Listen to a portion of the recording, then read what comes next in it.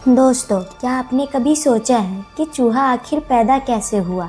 क्या वो हमेशा से इस धरती पर था या उसकी कहानी कहीं और से शुरू होती है? आज की इस कहानी में हम आपको ले चलेंगे हजारों साल पहले, जब धरती बिल्कुल नई थी और हर चीज़ अपनी जगह ढूंढ रही थी। बहुत समय पहले, जब धरती पर इंसान नहीं थे, पेड़ पौधे, नदियाँ, पहाड़ सब बन चुके थे, लेकिन एक समस्या थी। अनाज तो उग रहा था, लेकिन उसे संभालने वाला कोई नहीं था। भगवान ने देखा कि खेतों में गेहूँ, चावल और दालें तो हैं, लेकिन कोई ऐसा जीव नहीं जो छोटे छोटे कानों में जाकर इन्हें जमा कर सके। तभी भगवान ने सोचा, क्यों न एक ऐसा जीव बनाया जाए जो छोटा हो, तेज हो और हर जगह पहुंच सके। चूहे का निर्माण।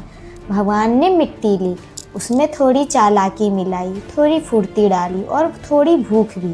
फिर उन्होंने एक छोटा सा जीव बनाया जिसकी आंखें चमकदार थी, दांत तेज थे और शरीर बेहद हल्का था।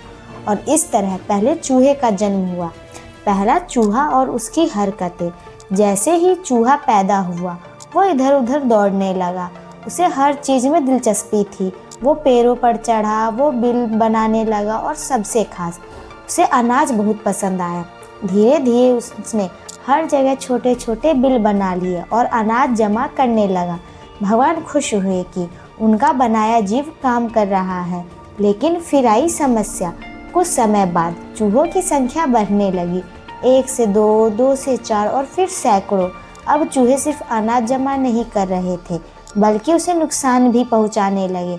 भगवान ने देखा और सोचा, ये तो बहुत ज़्यादा हो गया। तब उन्होंने एक बिल्ली को जन्म दिया। तब भगवान ने एक और ऐसा जीव बनाया जो चूहे से थोड़ा बड़ा था, तेज, शांत और शिकारी स्वभाव वाला। और इस तरह बनी बिल्ली। अब जब भी चूहे ज़्यादा बढ़ते, बिल्ली उन्हें नियंत्रित करती। इससे धरती पर संतुलन बना रहा। चूहे की खासियत। दोस्तों, चूहा छोटा ज़रूर है, लेकिन उसकी कुछ खास बातें हैं। वो जल्दी सीखता है, वो कहीं भी घुस सकता है, उसके दांत लगातार बढ़ते रहते हैं और सबसे बड़ी बात, वो कभी हार नहीं मानता। इस कहानी से हमें सीख मिलती है, हर छोटा जीव भी महत्वपूर्ण होता है। संतुलन जरूरी है, चाहे वो प्रकृति में हो या जीवन में।